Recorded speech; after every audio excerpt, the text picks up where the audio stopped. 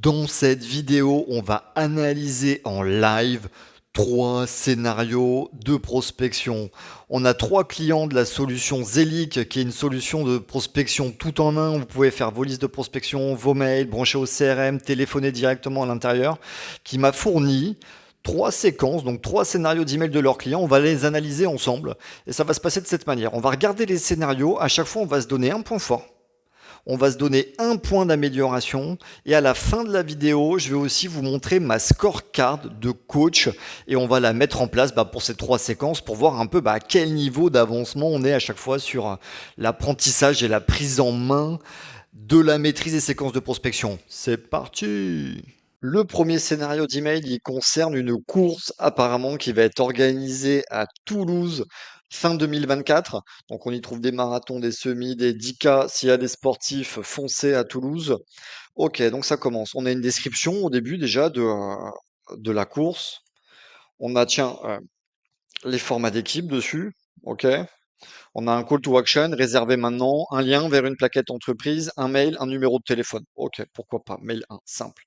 2. On parle de la course, à nouveau, Toulouse. Ah, cette fois-ci, on a le milieu qui change là. Challengez-vous, renforcez la cohésion d'équipe. Donc là, on a les avantages pour une entreprise de faire la course. Et finalement, lien plaquette, numéro de téléphone, adresse de contact. OK.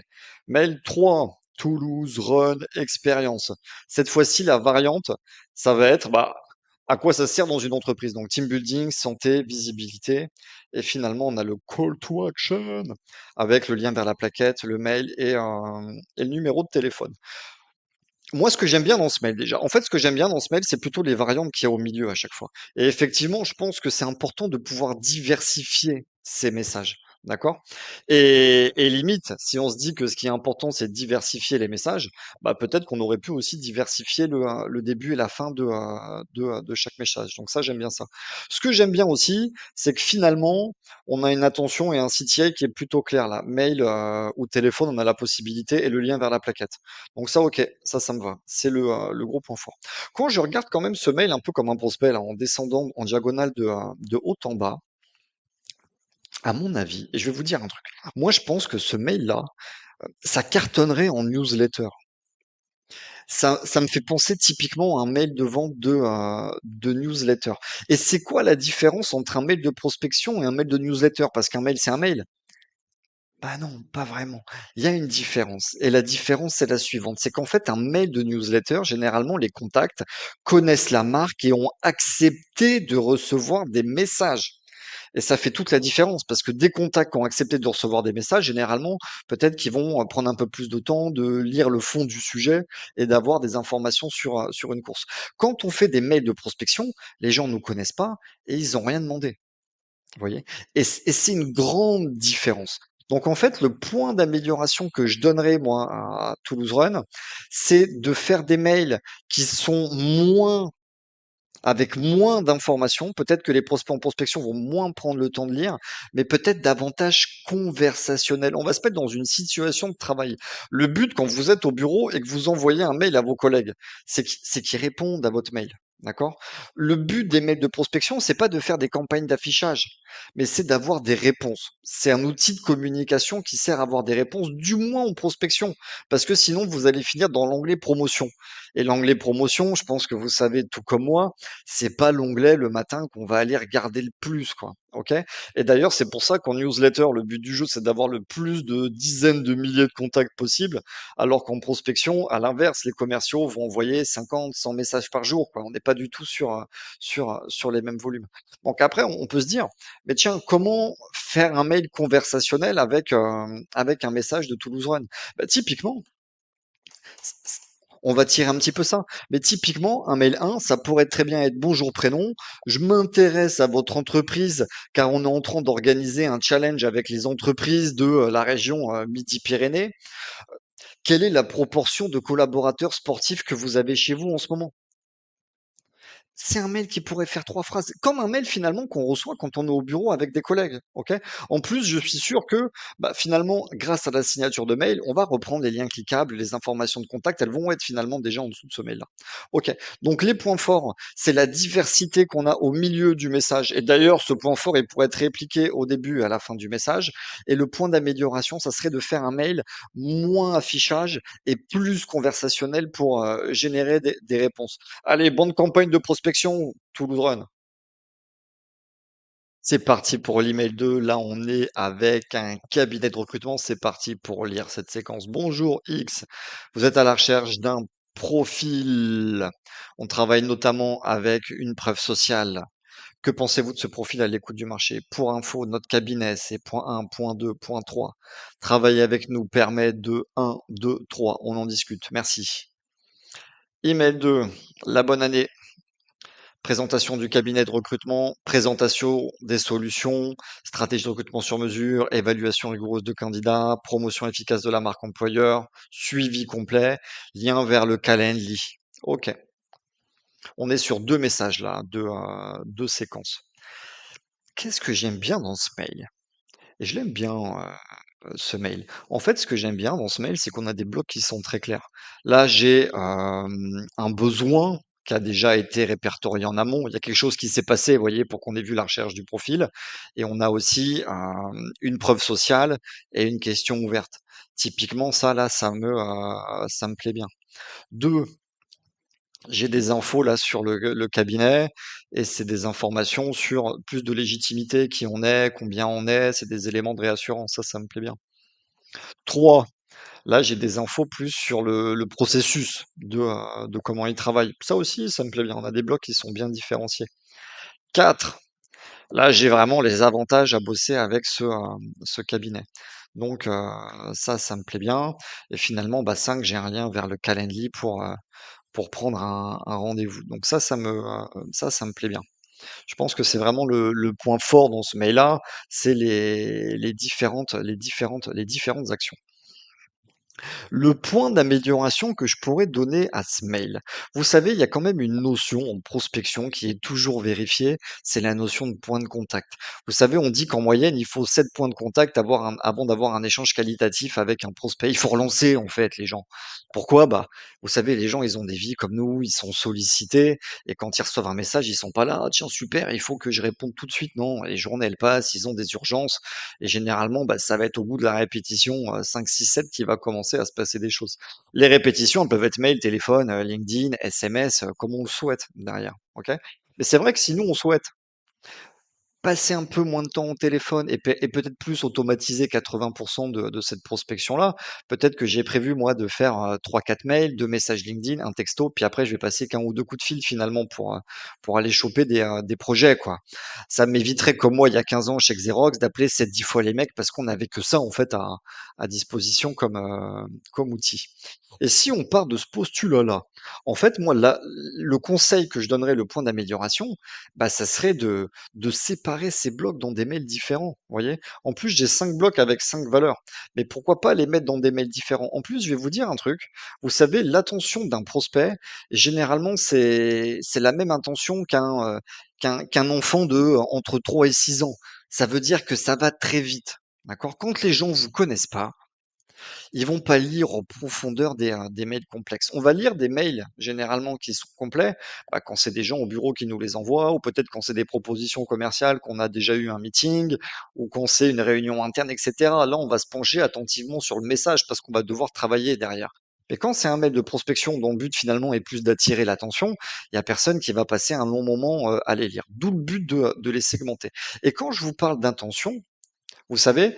Et que je fais la comparaison avec un enfant entre 3 et 5 ans, c'est que typiquement un enfant, si on veut une réponse de sa part, il faut lui poser qu'une question, quoi, vous voyez? Typiquement, si je m'attends à avoir une réponse de, «Qu'en pensez-vous de cette recherche de profil à l'écoute du marché?» en fait, mon mail, il s'arrête là. Parce que si derrière je continue avec d'autres infos, bah, les gens, ils vont continuer le message et leur attention, il y a un moment, ils vont se perdre, ils vont oublier ce qu'on leur a demandé. OK? Donc limite, je ferai un message 1, je ferai un message 2, je ferai un message 3. Et puis derrière, je ferai un message chat. Bien sûr, peut-être qu'il faut meubler une phrase avant et à la fin, mais je pense que vous comprenez l'idée, quoi. Donc vraiment, le point fort là, c'est la diversité de l'intérieur des messages où on a caractéristiques, avantages, solutions, bénéfices et légitimité. Et le point d'amélioration, ça serait bah, de le segmenter dans plusieurs relances mail bien distinctes. Voilà, c'est tout. Et puis bah, bonne prospection à ce cabinet de recrutement et on vous souhaite d'aider vos clients en leur dégotant tous ces profils de tech là qui sont pas faciles à avoir en ce moment. Allez, bonne prospection. L'email 3, ah, on est sur un cabinet de recrutement hyper intéressant, comme ça on va pouvoir comparer. Objet d'email, prise de contact, bonjour, prénom, je vous contacte au regard de votre rôle. Ok, je suis consultante senior en recrutement et j'aimerais savoir s'il y a des postes ouverts en ce moment. Je rencontre des profils en ce moment. Est-ce qu'on peut en discuter? Qu'en pensez-vous? Ok, email 2. Vous êtes certainement très occupé, vous avez beaucoup de choses à faire. C'est vrai que c'est hyper chronophage en plus le recrutement, ça prend du temps, hein, de sonder les profils. Une proposition de recrutement de 30 minutes, une présentation du cabinet, un lien agenda. Les mails 3, la proposition de rendez-vous, l'explication de l'avantage de travailler avec un cabinet et finalement la solution, bah, je vous présenterai des profils. Cet échange n'implique aucun engagement, quoi, donc le but c'est de faire un premier échange. OK. Email, 4. Notre vie pro est longue, variée et tellement dense. OK. Vous devez être occupé. Présentation du cabinet de recrutement et de la fonction de consultant vers le lien agenda. Email 5. OK. La proposition du rendez-vous. Moi, il y a 2 choses que j'aime bien dans ce mail. La première, elle est importante et je crois que il y a seulement dans ce mail-là qu'on l'a vu. C'est l'objet court, simple, en situation professionnelle. Parce que c'est vrai que vous pouvez faire tous les mails que vous voulez. Mais s'ils sont pas ouverts, on peut en faire 2, 4, 10 très bien construits, bah ça sert à rien. Et là, le gros point fort, c'est l'objet de mail, où en fait il est simple et c'est une situation de travail. Vous savez, aujourd'hui, je vois trop d'emails en promo. Et une fois de plus, vous savez, les gens vont lire les mails si pour eux c'est des mails normales, peut-être de situation de travail. C'est ça les mails qu'on ouvre. Donc il faut pas que ça sente la publicité à la ronde, sinon ça va pas être lu. Et prise de contact, bah, c'est un objet que j'aime bien parce que ça, j'envoie un mail de prospection, on fait une prise de contact, quoi. Et ça, finalement, ça décrit très bien l'acte qu'on va faire. Donc, ça me plaît. Ça pourrait être suivi, ça pourrait être proposition, ça pourrait être contact, ça pourrait être prise de relation. Ce que vous voulez, 3 mots simples, c'est parfait. La deuxième chose que j'aime bien, bah, c'est que finalement, là, on se retrouve dans la bonne pratique, vous savez, des 5 mails de prospection, quoi, avec l'acceptation que bon, il faut faire des relances pour que ça marche bien. Et j'imagine que derrière, il y a sûrement 1 ou 2 coups de téléphone qui vont se passer à la suite de ces mails-là pour pouvoir prendre des rendez-vous. OK. Point d'amélioration. En fait, le point d'amélioration, j'aimerais bien dans ce mail que ça raconte une histoire et que ça avance dans un process. Vous savez, si on prend l'exemple des 5 mails, des fois, moi, j'ai des élèves qui me disent: «Mais Max, 5 mails, c'est pas un peu trop? Ça fait pas un peu harcèlement?» Et je vais vous dire un truc, c'est pas le nombre de mails qui fait le harcèlement. Tous les jours, moi, je reçois 15 mails de LinkedIn. Est-ce que j'aime pas LinkedIn? Bah non, je consomme LinkedIn tout le temps. D'accord? Les collègues de bureau, il y a des collègues sur des projets, ils m'envoient 5, 10 mails dans la journée. Est-ce qu'ils m'harcèlent? Bah non, on est en train de travailler. D'accord? Et des fois, on me dit, bah Max, et c'est peut-être ça d'ailleurs, vous voyez, on voit que les mails sont très espacés, 4 jours, 10 jours, 3 jours, on avait aussi du 10 jours, 4 jours. Ils sont très espacés dans le quoique, voilà, on a 10 jours à la fin, OK, pourquoi pas. Des fois, je vois des mails, ils sont très espacés dans le temps et les gens me disent: «Ouais, mais c'est parce que j'ai pas envie d'harceler». Là, je vais vous prendre un autre exemple, c'est pas le cas de ce mail-là, hein, les tendances sont bien, 2, 3 jours, c'est très bien. Je vais vous dire un truc, il y a pas de notion de laps de temps et de harcèlement. Vous voyez? Si vous avez un collègue de bureau qui vous dit: «Bon, bah, tiens, comment ça va aujourd'hui, on prend un café?» D'accord? Vous avez pas envie de prendre le café. Il vient vous voir 3 semaines après: «Eh salut, ça va, on prend un café?» Non, vous avez toujours pas envie de prendre un café avec lui. Il peut venir 90 jours après: «Eh salut, ça va, on prend un café?» Vous avez pas envie de prendre un café avec lui et c'est pas parce qu'il a attendu 3 semaines et 90 jours que vous allez avoir envie de prendre un café avec lui et vous allez pouvoir vous dire: «Non, mais c'est du harcèlement», alors que c'était très éloigné dans le temps.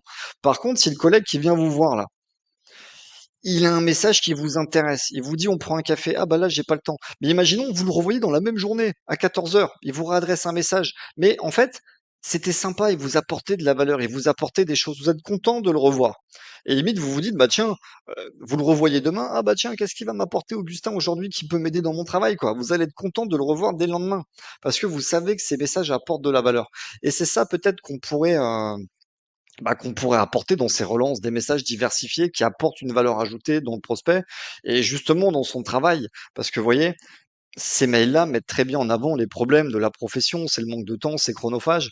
On pourrait apporter plus de valeur au prospect qu'un lien agenda à la fin pour l'aider finalement dans cette tâche-là. Donc voilà, on va passer à la scorecard. OK, donc je vais vous montrer ma scorecard. C'est quoi l'intérêt d'avoir une scorecard? En fait, l'intérêt d'avoir une scorecard, c'est de pouvoir donner un cadre où tout le monde va pouvoir évoluer à l'intérieur et s'améliorer. D'accord? Et l'avantage de cette scorecard, c'est qu'elle pense pas, elle a pas d'opinion, parce que tout le monde a son style, des fois, qui lui est propre, et tant mieux, parce que ça rend les gens authentiques. Donc en fait, la scorecard, on est vraiment sur du système binaire, quoi. C'est j'ai ou j'ai pas. Et ça permet typiquement de voir son état d'avancement dans le but de continuer son chemin. En plus, vous savez, la réussite commerciale, c'est un peu finalement comme des sportifs. Vous voyez, on va toujours s'améliorer et être meilleur. C'est comme des champions olympiques. Les champions olympiques, les meilleurs de leur discipline, ont encore un coach qui vont aligner des détails pour être meilleurs. Et c'est pareil le bizdev. Finalement, votre carrière professionnelle, votre réussite, elle sera pas binaire. Ça sera pas un ou zéro. Par contre, ça va être un chemin un, 2, 3, 4, 5, 6, 7, 8, 9, 10, 11, 12, jusqu'à 100 peut-être. Et donc, cette scorecard, elle donne un cadre où tout le monde peut évoluer à l'intérieur avec des conseils et surtout sortir du micromanagement. C'est quoi le micromanagement? C'est je vais prendre les mails et je vais commencer à tout changer à l'intérieur. Bah tiens, moi j'aurais plutôt mis ça, moi j'aurais fait ci, moi j'aurais fait ça. Bah, à ce moment, j'ai déjà vu ça. Bah, à ce moment-là, si tu aurais fait ci, ça, t'avais qu'à le faire ton mail. Ouais. Fais ton mail, je fais le mien et puis on compare, d'accord? Mais la scorecard nous enlève de toutes ces situations de micromanagement en donnant un cadre. Et à la fin, on a une appréciation, en fait, les 3 points forts et les 3 points d'amélioration. Donc vas-y, on va se faire la scorecard. OK, objet de l'email, 3 mots, on avait. Email court, 4 phrases, on l'avait presque, hein, vous savez, on l'avait, mais ça continuait derrière. Question ouverte sur un pain, ça aussi, on l'avait, on est bon là-dessus. Preuve sociale avec des problèmes des cibles, on l'avait aussi, celui-ci. OK.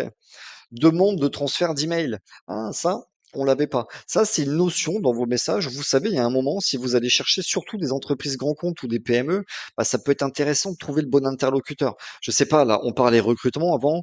Si on va chercher, je sais pas, à prospecter SNCF, des chargés de recrutement ou de sourcing de profil chez SNCF, je pense qu'il y en a peut-être 350.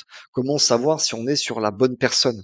Oui, on peut regarder l'intitulé de post LinkedIn et heureusement qu'on a fait ça, mais je suis certain qu'il y a bien 10-15 collaborateurs concernés qui ont le même intitulé de poste. Donc n'hésitez pas dans votre mail des fois à demander tiens si c'est bien la personne qui gère ça ou s'il y a d'autres personnes pour que les mails tout simplement puissent remonter. Solution avec des chiffres, oui j'avais ça. Des liens cliquables avec des liens agenda, ouais. Document de valeur, non, j'ai pas récupéré de document de valeur. Porte de sortie, non. 5 emails, oui. Diversité des messages, là, on pourrait non, OK. Donc finalement, dans mon chemin d'avancement, 1, 2, 3, 3,5, 4, 5,5, 6,5, je suis au milieu du parcours, les gars. Je suis au milieu du parcours. Le milieu de parcours, il est jamais facile. Souvent, quand on est entre 0 et 5, 6, c'est qu'on a tout à apprendre. Donc l'évolution, elle va être majeure. À 6,5, c'est là où on va devoir aller chercher du détail parce que chaque étape, elle va être de plus en plus dure. Et donc voilà, les points forts, c'était quoi? On les retrouve finalement dans notre grille, hein, objet 3 mots, solution apportée, coordonnées de contact, c'était bien, problème avec l'épreuve sociale. C'était vraiment les points forts de ces 3 scénarios que j'ai cumulés. Et points d'amélioration sur les 3, plus de diversité, plus de conversation et apporter plus de valeur. Donc vous l'avez compris dans les messages d'avant, comment apporter de la diversité et comment apporter de la conversation. Mais peut-être qu'on peut se donner un détail là. Tiens, regardez. Document de valeur, zéro. C'est vrai que ça, on l'avait pas retrouvé. Ça veut dire quoi apporter de la valeur? Voyez? En plus, on est dans le recrutement. Je sais que les recruteurs ont plein d'outils métiers. Vous voyez? Quand on dit: «Tiens, vous avez pas le temps de chercher des profils ou de sonder les profils», peut-être qu'on aurait pu avoir un mail de 3 phrases qui disait simplement: «Tiens, bonjour madame Durand, suite au message de hier, je voulais vous apporter de la valeur. Tenez, je vous joins en pièce jointe ma grille d'évaluation des candidats». Vous voyez? Comme ma scorecard. Moi, je pourrais très bien offrir ma scorecard dans un mail de valeur et n'ayez pas peur que les gens vous piquent vos éléments. Au contraire, si vous voulez apporter de la valeur, aidez-les. De toute façon, quand vous vendez du service, les gens vont faire appel à vous s'ils veulent déléguer parce qu'ils ont pas le temps. Vous savez, même cette scorecard-là, si je vous la montre, oui, elle a de la valeur et oui, elle va vous aider. Mais si vous voulez vous la faire, je sais très bien que dans votre réseau ou à un moment où vous y planchez pendant une journée, vous allez réussir à la faire. D'accord? C'est pas ma grosse barrière à l'entrée, moi, de vendeur de prestations de services, mes grilles internes. Donc donner un document de la valeur. Un document qui a de la valeur, ça peut être aussi un article de presse, vous qui met en avant des problèmes. Et je suis sûr qu'il y a plein d'articles, moi, du Monde ou de journal thématiques spécialisés qui vous donnent de l'actualité. Ça, c'est de la valeur. Si vous avez sondé des articles externes qui vous ont aidé à vous dans votre métier, vous pouvez très bien aussi les partager aux prospects et leur demander leur avis dessus. Vous voyez? Et c'est peut-être en réfléchissant comme ça, avec des documents de valeur, bah, que finalement, on peut avoir un scénario de 5 mails diversifiés et qui changent à chaque fois, vous voyez? Un mail 1 qui est simple, 4 phrases et une question ouverte. Un mail 2 où on a une preuve sociale avec, une demande de transfert d'agenda. Un mail 3 où j'ai une solution avec des chiffres et finalement un lien cliquable où je propose un rendez-vous. Un mail 4 où j'apporte un document de valeur et finalement un mail 5 où je propose une porte de sortie, où je vais tirer un peu les gens dans leur tranchement pour avoir un oui ou un non. Et finalement, ça me donne mes 5 emails qui sont complètement différents. Bon voilà, OK. Merci à vous pour votre attention. N'hésitez pas à mettre un mot en commentaire si vous avez des détails et des feedbacks. Et dites-moi aussi en commentaire si vous voulez que je vous envoie cette fiche de feedback. Ça peut être intéressant pour vous d'avoir la scorecard. Allez, bonne prospection.